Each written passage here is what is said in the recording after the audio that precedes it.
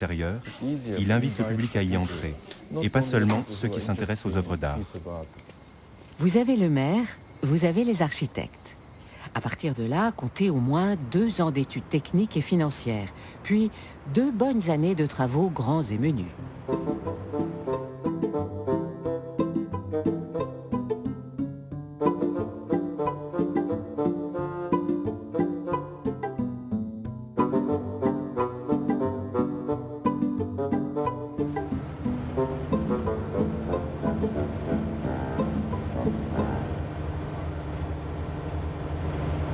Voilà, c'est parti. Vous commencez par creuser 400 trous, 405 exactement. Sol marneux, donc fondation sur pilotis. Pilotis de béton. Béton armé, bien armé. Tringle torsadé, section 1,6 cm.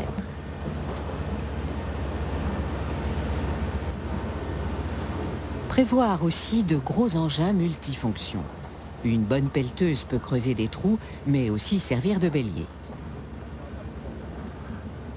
Puis sur ces pilotis enfoncés à 8 mètres dans le sol, vous coulez une dalle de béton. Béton armé, bien armé, tringle torsadé, section, vous connaissez. Une grande dalle engloutissant des tonnes et des tonnes de béton pendant des jours et des jours. On a déjà coulé 120 mètres cubes lundi, hier 55 mètres cubes, avant-hier aussi. Là aujourd'hui, je ne sais pas exactement combien on a coulé, on a dû couler dans les 45. Et demain on aura un peu moins, mais bon, ça va être phénoménal, quoi. Phénoménal en effet. 9000 mètres cubes, soit environ 22 500 tonnes pour tout le bâtiment, armé par 15 000 tonnes de ferraillage. Ah, n'oubliez pas de prévoir aussi des kilomètres de fil de fer.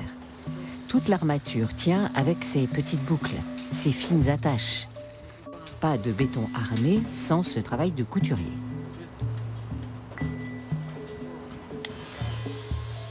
Ces nœuds, 100 fois répétés par ses petites mains, 1000 fois posés, tricotent en secret la trame du grand œuvre, le bâtiment sculpture aux mailles tréfilées.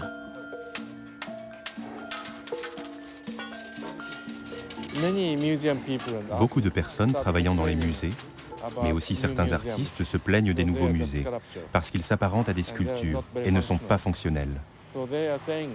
Ils préfèrent la rénovation d'un ancien bâtiment industriel à la conception d'un nouveau musée. Et cela parce que les architectes veulent avant tout se faire plaisir en construisant un bâtiment pour eux-mêmes.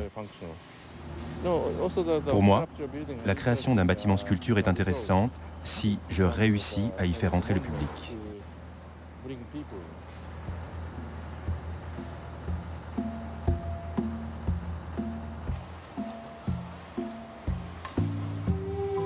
Maintenant, il vous faut des piliers, beaucoup de piliers. Des piliers pilotis, pouvant porter les tubes des 3 galeries. Eux aussi disparaîtront dans le bâtiment sculpture. Mais sans leur soutien, rien ne pourrait sembler flotter, paraître si aérien.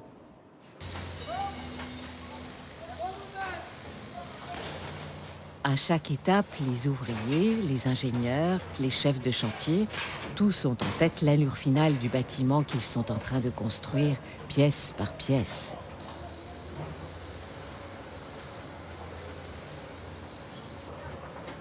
Dans cette fourmilière, chacun suit son chemin, occupe son poste, joue son rôle sans perdre de vue le volume final qui naîtra de leurs gestes, comme en a bien conscience l'ordonnateur de cette chorégraphie. Il y a un mois, on avait les pieds dans la boue ou dans la terre. Aujourd'hui, effectivement, pour le néophyte, quand le chantier commence à pousser, à sortir du sol, on voit un ouvrage. Mais il ne faut pas oublier qu'on a eu un travail énorme dans le sol, mais qu'il y a un travail qui est un peu travail de fourmi, que les gens ne voient pas. Aujourd'hui, l'ouvrage sort de sol, on est à des hauteurs de 14-15 mètres, on va continuer à progresser. Effectivement, le chantier commence à être plus impressionnant.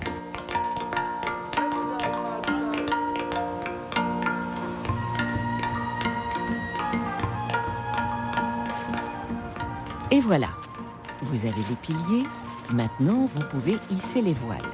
Ces murs si fins, si légers, que l'on nomme dans le jargon du bâtiment des voiles de béton. Prévoir pour cela au préalable une forêt d'échafaudage, de rambardes, de croisillons, de passerelles qui vous permettra d'implanter un plancher au perché.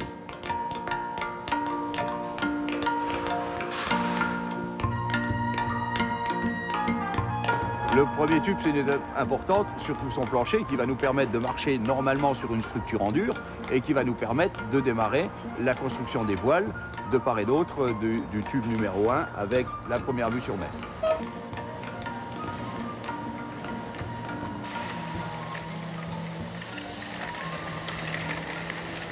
Nous ne sommes pas réellement au centre, mais en même temps, on est près de la gare. Lorsqu'on construit en centre-ville, on peut s'inspirer de contextes très différents. Mais ici, il n'y a rien à emprunter autour. On est un peu au milieu de nulle part.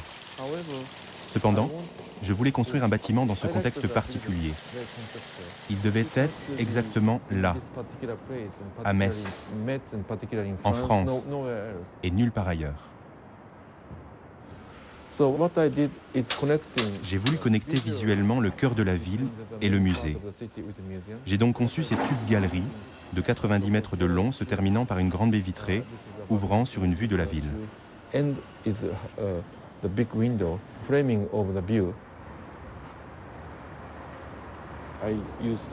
J'ai utilisé ces fenêtres de galerie comme un encadrement des principaux monuments de la ville.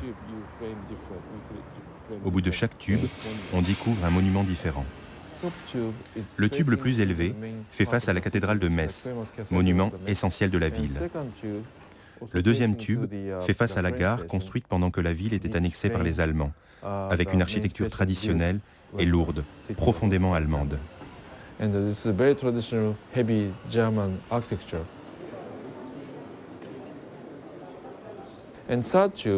Le troisième tube fait face à l'arrière de la ville qui est devenue l'entrée principale du musée.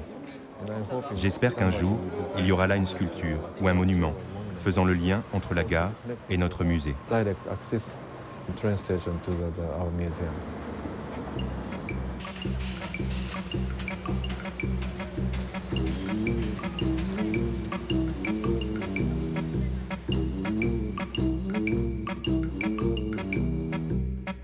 Trois vues différentes, trois tubes identiques. Trois tubes identiques, donc, trois fois les mêmes opérations. Avec l'expérience, on gagne du temps. La répétition crée de la vitesse, mais du vent dans les voiles, de béton.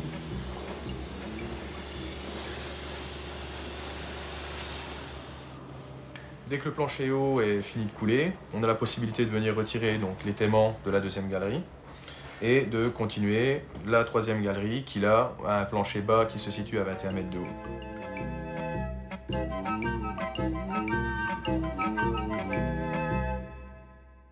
La construction des trois galeries a représenté environ 750 tonnes d'étaiement.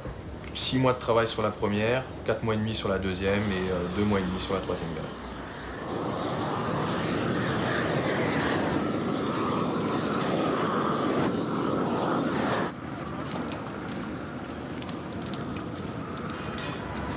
Un musée, c'est un bâtiment, mais c'est pas un bâtiment classique celui-ci, parce qu'il tient davantage de l'ouvrage d'art que du bâtiment classique. Donc c'est un ouvrage qui se réalise comme on réaliserait un pont ou un travail de génie civil. Le plus compliqué, c'est d'abord les tubes, c'est d'abord les galeries. Et la complexité tient aussi au fait que tout se tient. C'est-à-dire qu'il y a les tubes, il y a la charpente métallique de la tour hexagonale qui participe à la stabilité du bâtiment également. Et ensuite, vous avez dessus tout ça, la charpente bois, qui est également un morceau assez complexe. Le béton, c'est fini. Enfin presque. Vous passez maintenant à la phase métal. Il faut pour commencer des arbres en acier.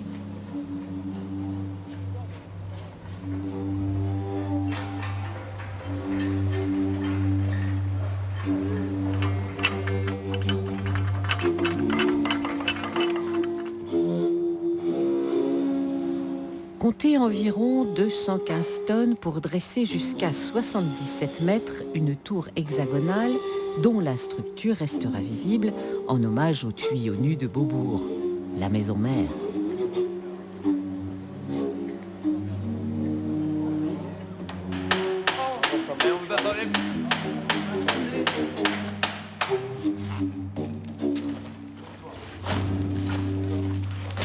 « 215 tonnes de troncs, de branches, de rameaux greffés, raccordés, emboîtés au millimètre près, sous l'œil d'un super chef d'orchestre. » C'est quand même des pièces qui font 18 mètres, on est dans les 8 tonnes, donc c'est des manipulations assez délicates, bien aligner aussi les différents éléments pour avoir des soudures parfaites. Voilà la difficulté principale.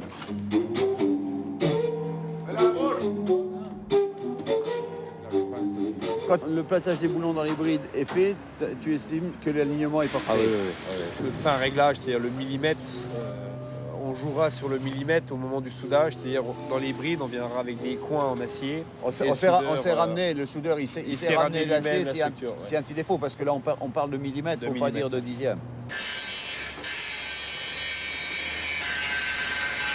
Alors la tour hexagonale, au niveau structurel, elle sert dans un premier temps à contreventer le tube 1 et ensuite à contreventer le tube 3 perpendiculaire au tube 1. Et ensuite, on viendra greffer un anneau au 36 mètres pour venir fixer la charpente bois.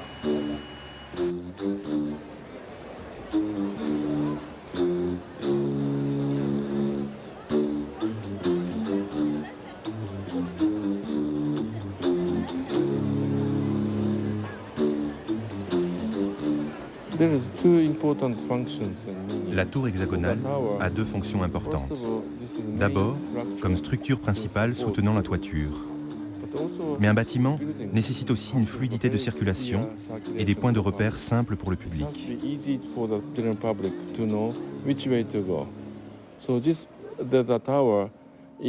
Cette tour est un axe principal qui intègre la circulation verticale avec les ascenseurs et les escaliers. Donc cette tour est à la fois la structure essentielle et le cœur de la circulation verticale.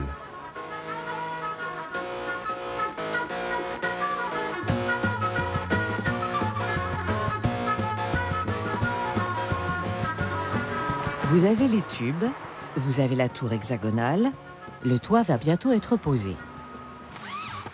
En attendant, vous procédez aux finitions, aux derniers aménagements.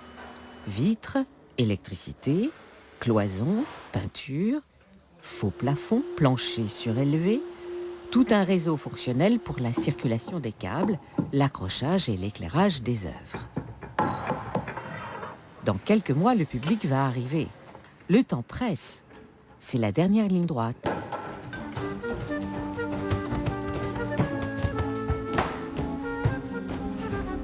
Bientôt, le bâtiment sera livré aux responsables des expositions. Aucun détail ne doit être négligé. Un beau bâtiment, ce n'est pas seulement des volumes surprenants, des lignes originales. C'est aussi la perfection des éléments les moins visibles. Donc plutôt du calico pour les joints que ça. Ça, c'est du calico. Ok. C'est pas du calico, ça. C'est une bande de joint, après on appelle ça Non, comme on veut, mais on- effectivement... Qu'est-ce que vous appelez calico alors? C'est de la Quelque chose. toile. Toile. D'accord. Mais c'est le terme de... C'est calico en toile.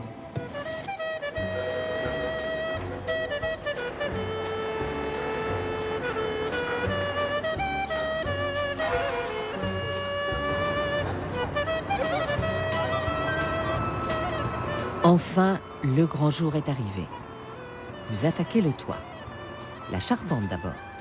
1600 pièces en bois. Découpées en Allemagne comme les pièces d'un mécano dans 1500 mètres cubes de poutres en lamellé collé. 1600 pièces numérotées, toutes différentes. Chacune a sa courbure, sa longueur, sa place programmée dans le plan général, inspirée à Shigeru Ban par la vue d'un chapeau chinois.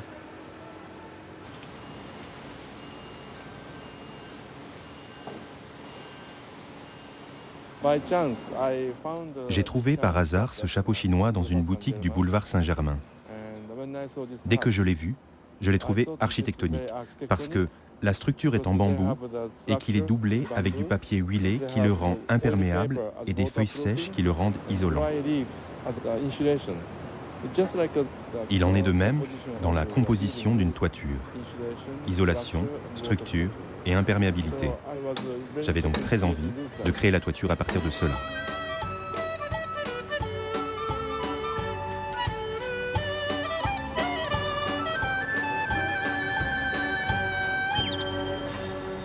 Ce chapeau, vous voyez qu'il a donc une structure hexagonale, un maillage hexagonal, et en dessous une peau huilée pour le protéger. Donc c'est vraiment l'idée de ce qu'on voit sur la maquette. Là, on reprend le thème de l'hexagone, qu'on a même poursuivi sur la forme de la toiture elle-même, qui est hexagonale, qui est aussi en référence à la forme de la France. Et on a poussé l'idée jusqu'à créer des pieds pour soutenir cette toiture qui est désolidarisée du reste.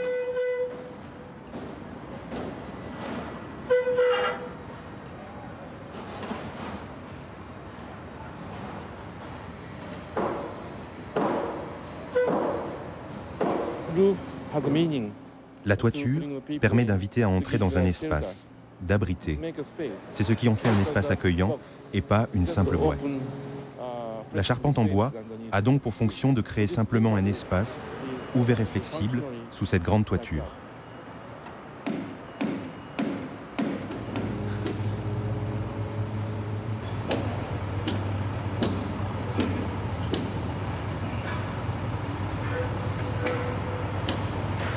L'idée, c'était de créer un grand jardin sur lequel on viendrait poser un chapeau, et non pas ce qui se fait généralement, c'est-à-dire de créer un bâtiment et ensuite d'imaginer l'aménagement paysager autour. Donc il y a vraiment une démarche, et le chapeau correspondait bien justement à cette démarche.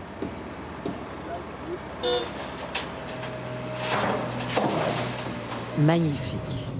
Vous rêviez d'un bâtiment époustouflant et fonctionnel, surmonté d'un toit remarquable, vous l'avez. Ah, ce chapeau. Un vrai toit de compétition, exotique et hyper moderne. Manque juste la membrane isolante, summum de l'opération. Elle arrive. Pour la fixer, la tendre, la rendre lisse comme une aile d'avion, vous implantez sur la charpente des milliers de crochets en métal. On n'en finit jamais avec le métal.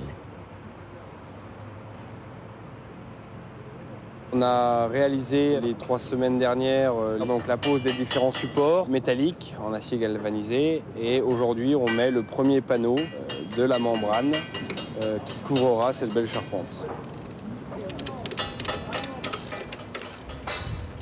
8000 mètres carrés de toile divisés en 43 pièces aux rubans variés.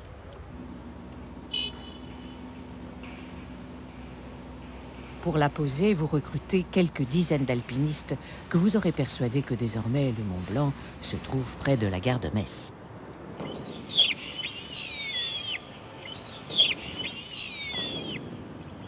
Commandée au Japon, c'est une toile à base de téflon encore jamais utilisée en France à cette échelle.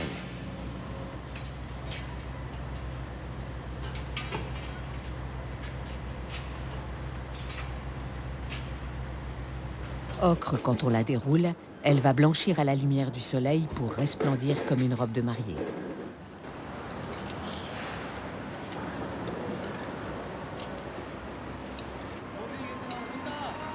La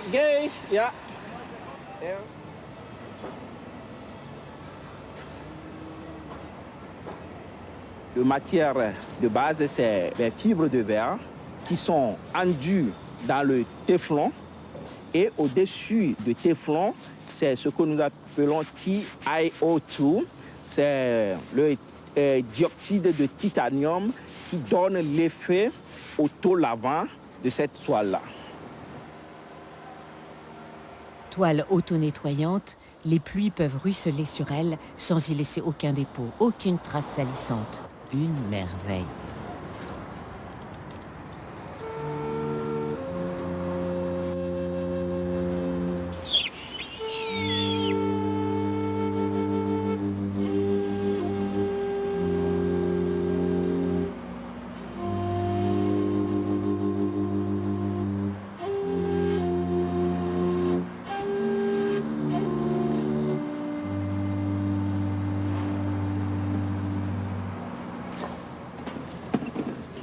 Cerise sur le gâteau, non, plutôt épingle au chapeau, la flèche culminant à 77 mètres.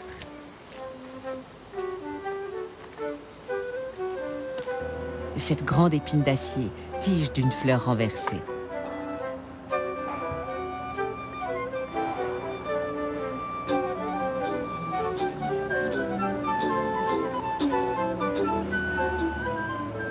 Pourquoi 77 mètres? Parce que le Centre Pompidou de Paris a été inauguré en 1977. Joli clin d'œil.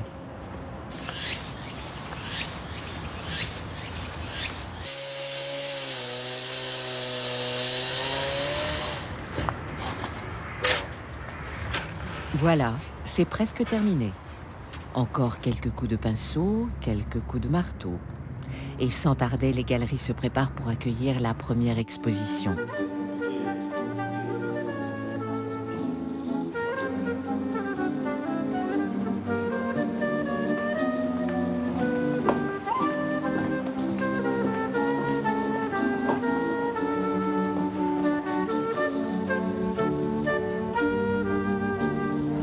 Vous n'avez plus alors qu'à remercier tous les corps de métier de 20 nationalités qui ont mené à bien ce chantier en 2 ans et demi et 30 000 journées de travail.